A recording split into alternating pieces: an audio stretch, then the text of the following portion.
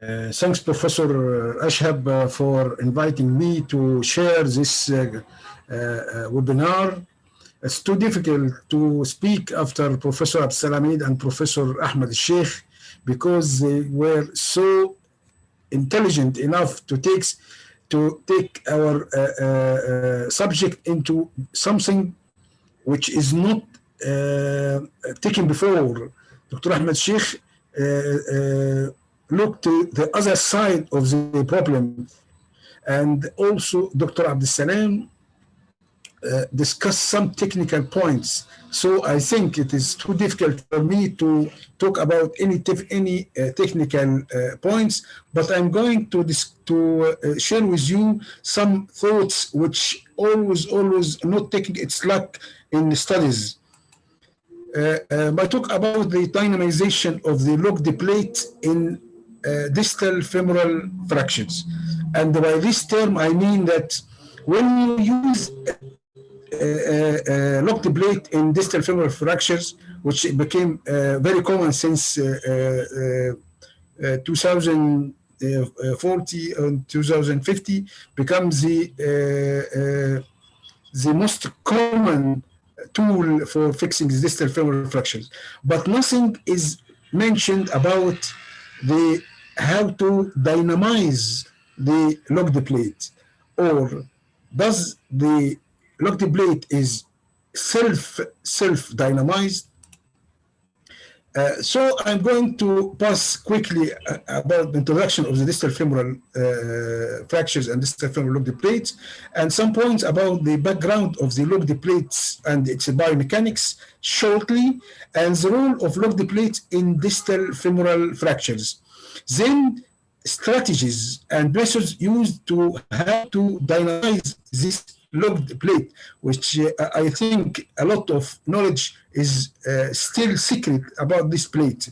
Then a take-home message. First of all, the locking plates in general. I'm not meaning the locked plates in regarding distal femoral, but locking plates. Did you see this?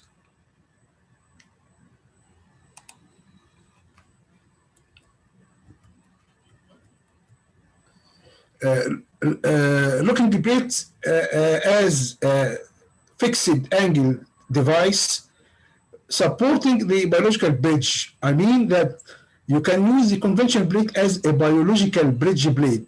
When you use locked plate as a bridge plate, so you add another function to the biological bridge plate. Bridge plate mainly emphasize on preserving the blood supply and the functional reduction of the fracture.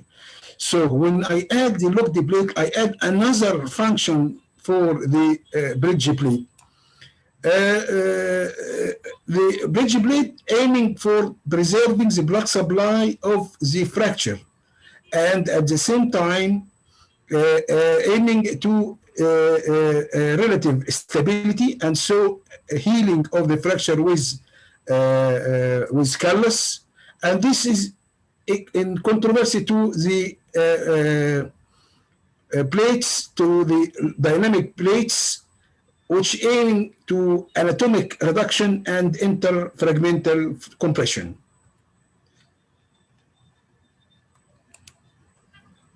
The locked plate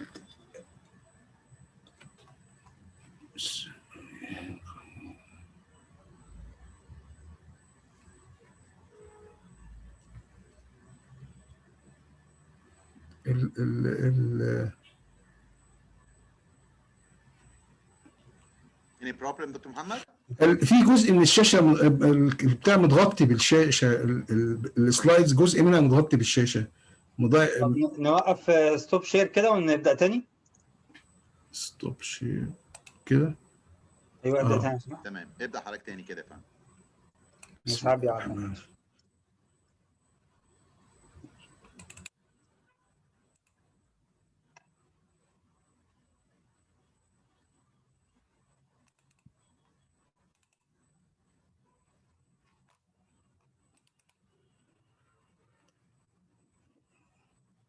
عارف هو ليه في جزء منها.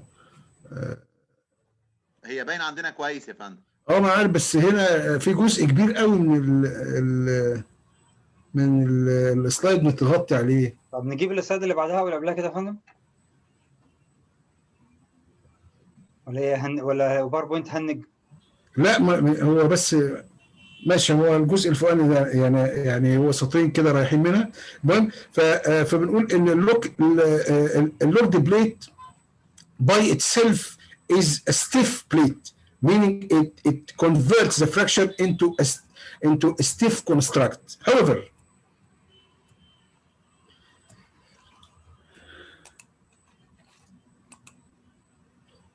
it has an initial stiffness. When I apply a locked plate, it has an initial stiffness.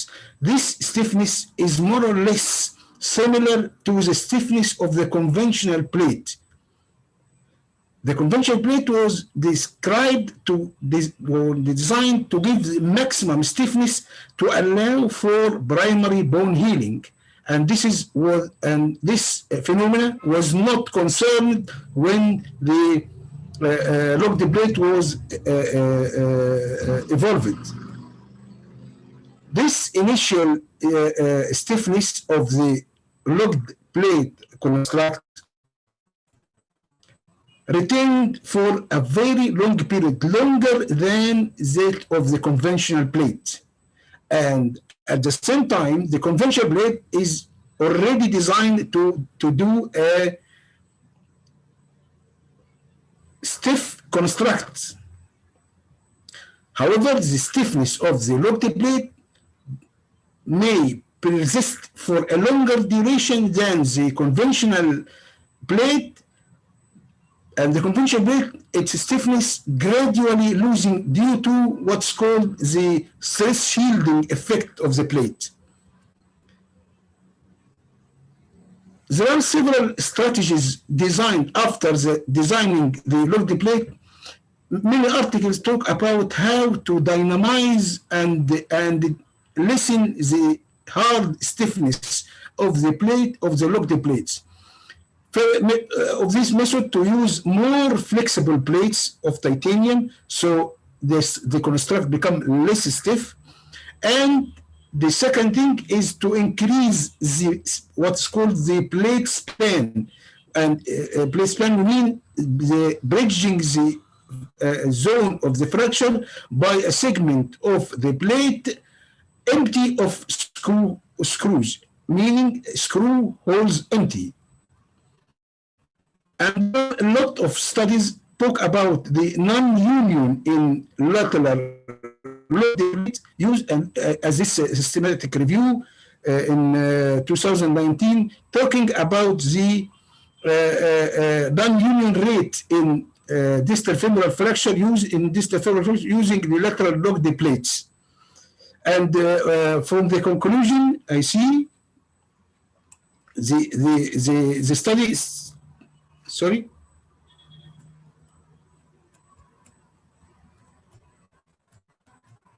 The study stated that there are multiple factors which potentially contribute to non-union, including the stainless steel material, the high construct rigidity, and this is what I'm concerned now, and purely using locking screws in this construct.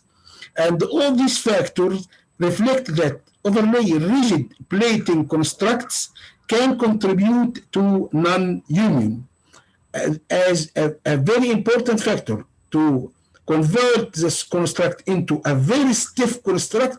You are inducing delayed or non-union. Several strategies have been advocated to lessen the stiffness of the construct, including, as we said, either to change the material of the plate or to increase the plate span or the area spanned by the plate. And in this paper, which was in 1999, stated that the application of bone plate using certain pattern of screw omission, you mean that you leave some screw holes without putting screws. This did not significantly affect the stiffness of the final construct. And this is something which could not be accepted in the past. And the omission of the screws in certain defined pattern of a given plate bone construct may meet the criteria for biological fixation.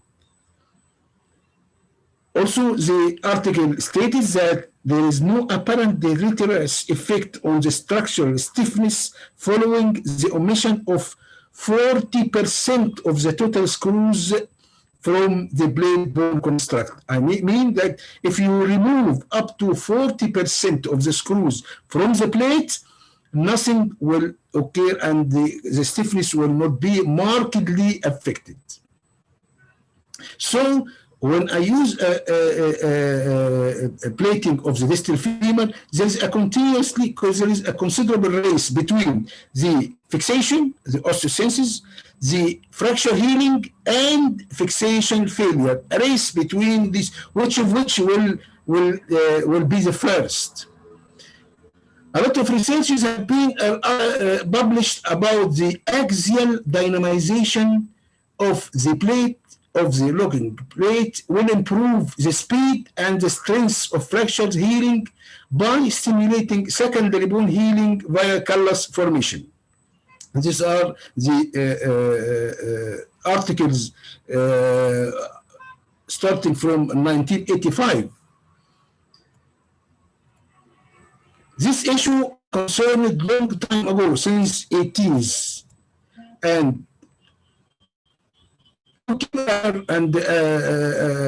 his colleague have published a lot of papers talking about the axial dynamization, and stated that the 1 millimeter axial dynamization will produce over than 3 times stronger healing than the conventional plate, and over more than 2 times faster healing if we compare with rigid fixation. This is the paper published by Goodship and Kenwright. These 2 authors published a lot of papers regarding the dynamization of the plates, whether the conventional or the locked plates. Of course, we all know that the angled locked plates have been the standard of treatment for most of the difficult fractures of the distal femur. I think since the start of 2000 or 2005, the locked plate started to be the standard of treatment for most of the diaphyseal fractures, especially the distal femoral fractures. However, there is a growing concern regarding high non-union and delayed union rates after using this locked plate in the distal femur. Many researchers stated that the non-union or the fixation failure may reach up to from 10 to 23%.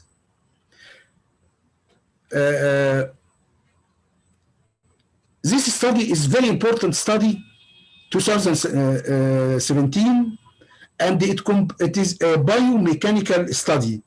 This study compared 4 methods used for dynamizing the locking plates.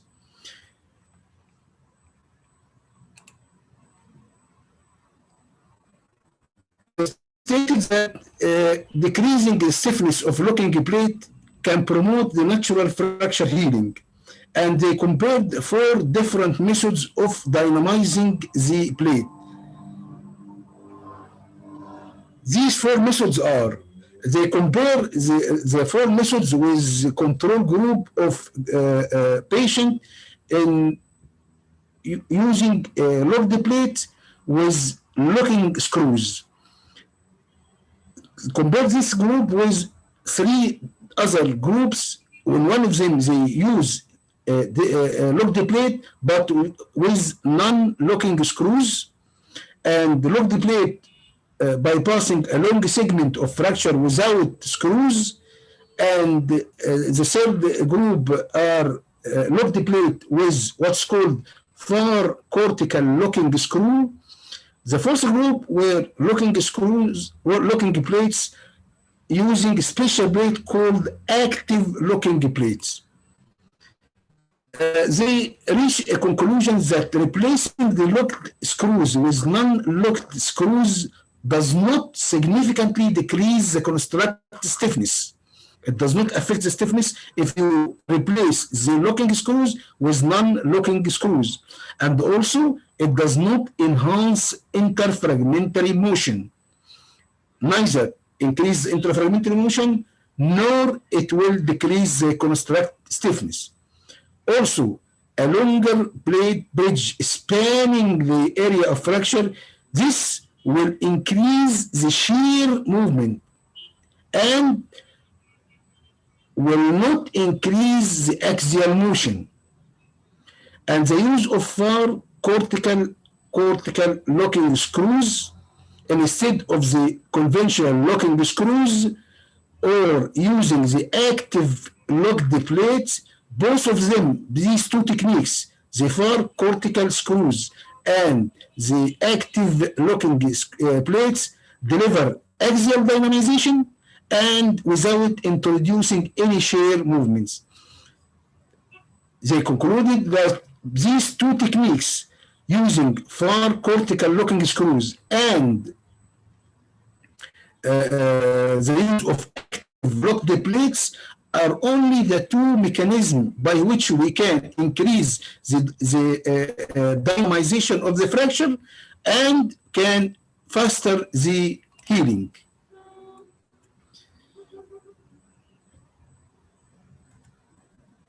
The four strategies used to increase dynamization of the locked plate: first, diaphyseal fixation with non-locking rather than locking screws.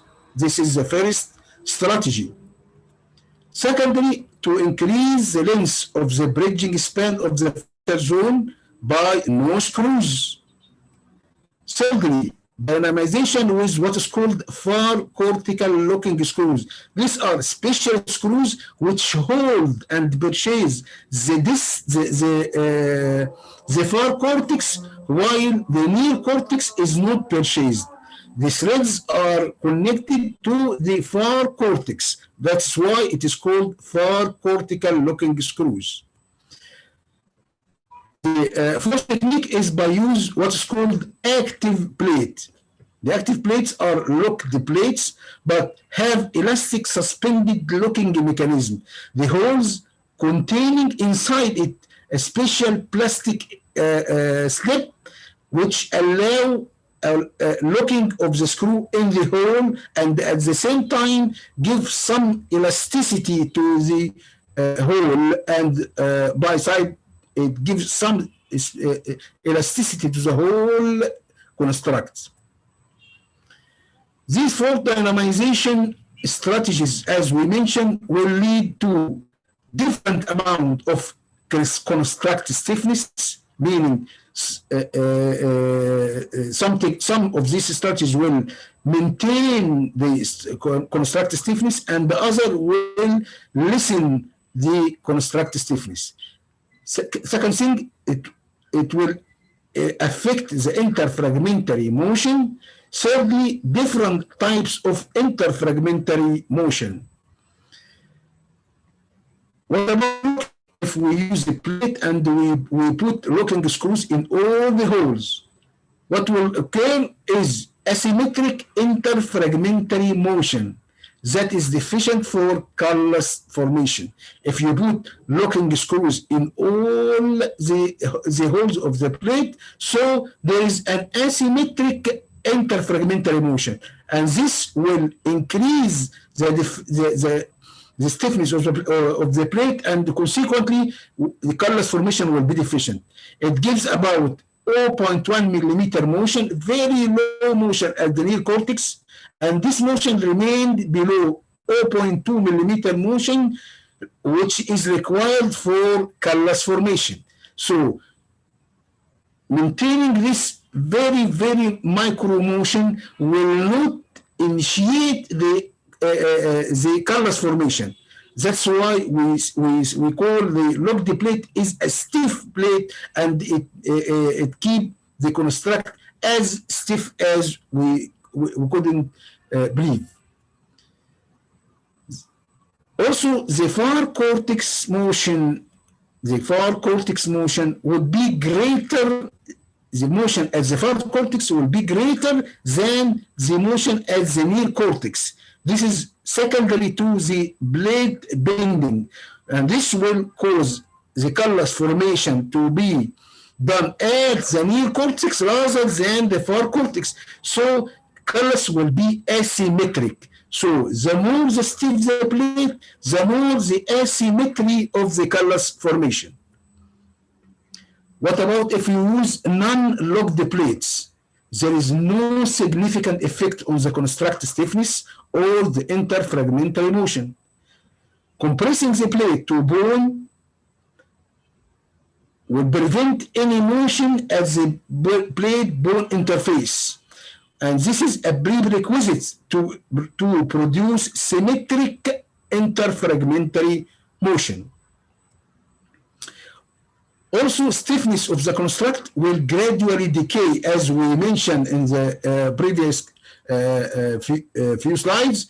This stiffness of the construct will decay by the time, contrary to the locked plate, in which the stiffness is so hard that it will continue and will not be released, or the stiffness will not be lessened by time.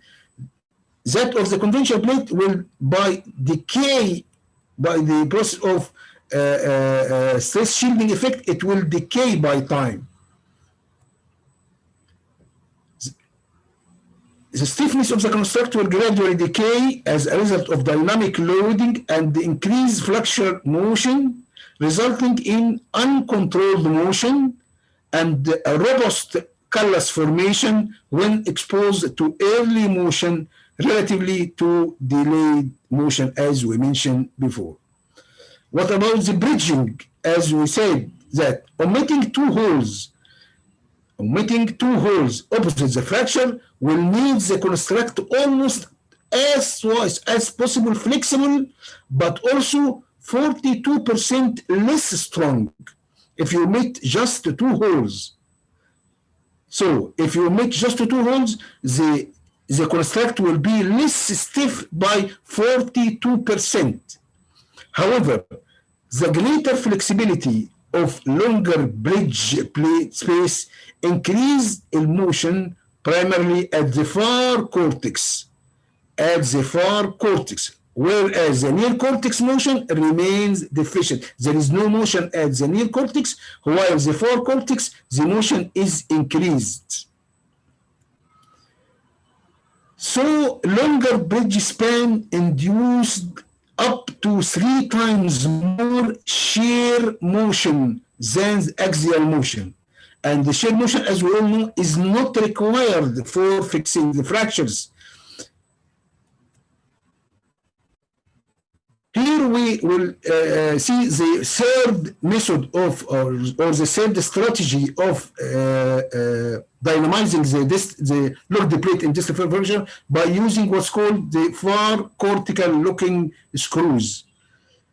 The far cortical locking screws and the use of active plate enhance interfragmentary motion at the near and the far above 0.2 millimeter threshold, which is needed to stimulate the callus formation.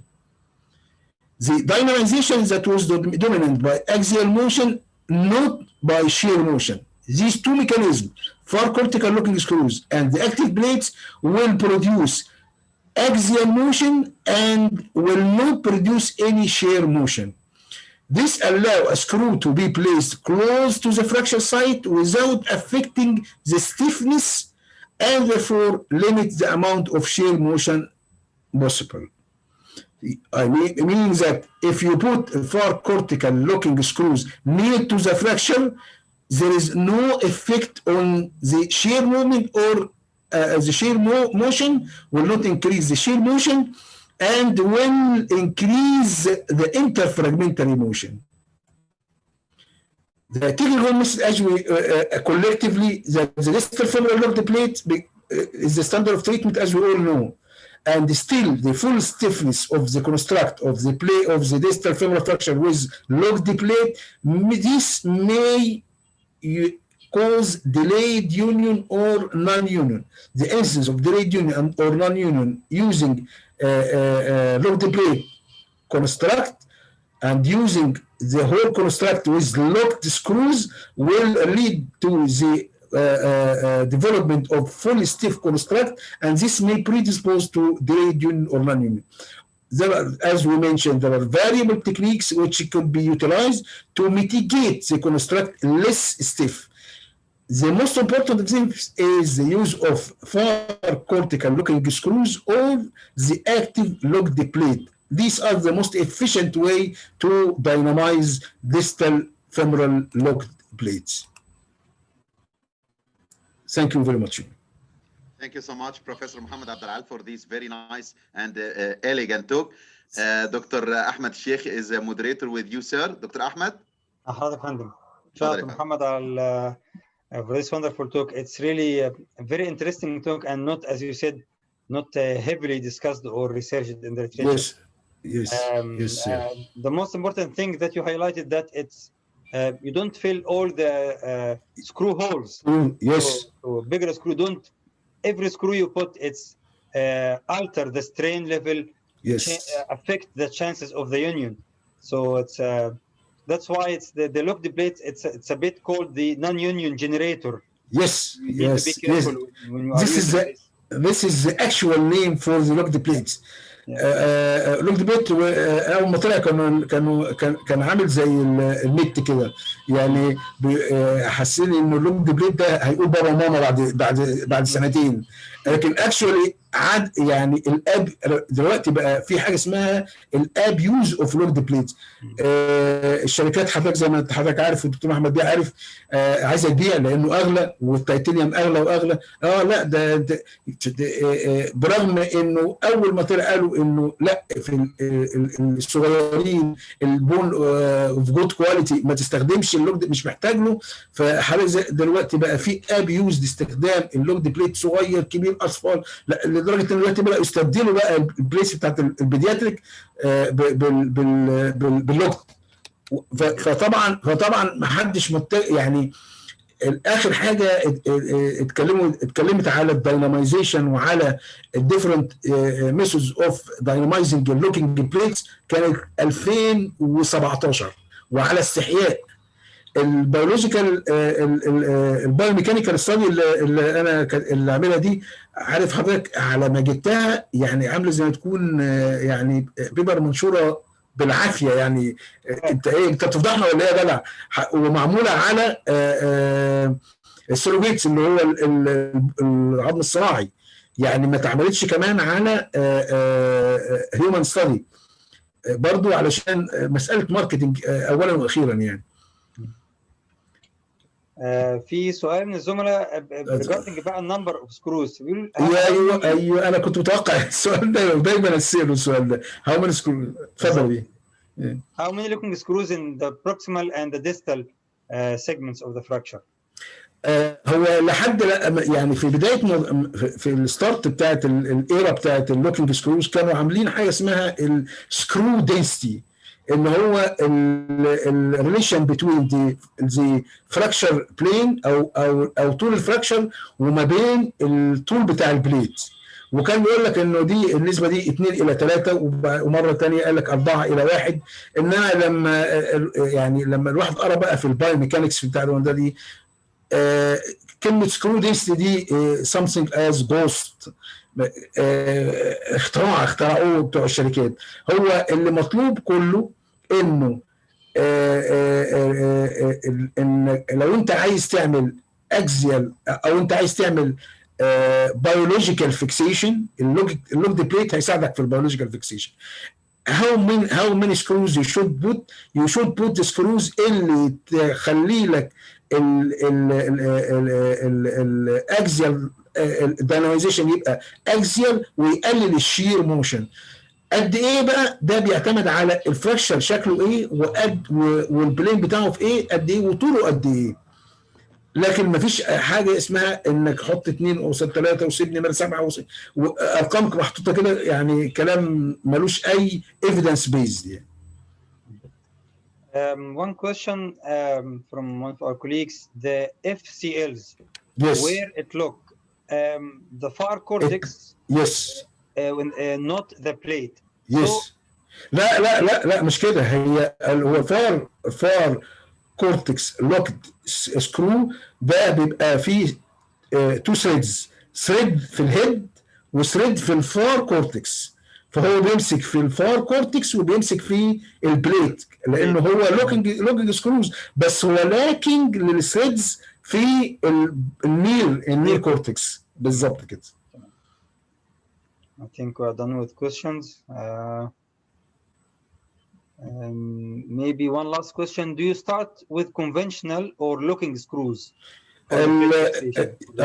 العباره المشهوره يا دكتور احمد زي ما انت عارف اللي هي لاجز اللوك، انك بتبتدي بالكونفنشنال وبعد كده بتحط اللوك. وانس ان انت حطيت لوك فانت بقى خلاص، هو حتى بالاسم اذا حطيت لوك سكرو فانت عملت لوكينج للكونستراكت، فمش هتقدر تتحرك. فانت بتحط الاول الكونفنشنال وبعد كده اللوكينج. وفي الديستال فيمر بقى بالذات اول 2 سكروز، الموست ديستال والموست بروكسيمال اتس بيتر، وده اللي باين في الدراسه دي، بس يمكن عشان السرعه اللي باين في الدراسه دي انه اول 2 سكروز بيبقوا كونفنشنال، لان الكونفنشنال سكروز في اللوكد بليت بيسمحوا بمايكرو موشن اللي بتساعد على انه يبقى فيه كالس فورميشن وكالس على النير وعلى الفار كورتكس. فاول 2 تحطهم لوك، بعد كده الباقيين يبقى لوكد. I think done with questions. Thanks so much, Professor Mohamed Abdel-aal, for being with us today and for this very شرف لي يا دكتور احمد بيه.